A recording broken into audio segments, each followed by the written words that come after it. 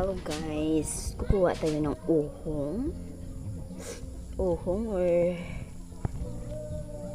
ayun, yan siya, ganda, ang laki. So lagay natin dyan.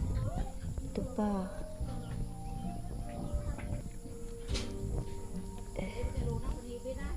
diba ang dami,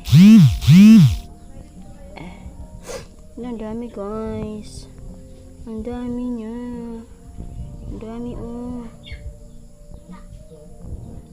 hindi pa mamalit. Ayan, tapos meron pa ito.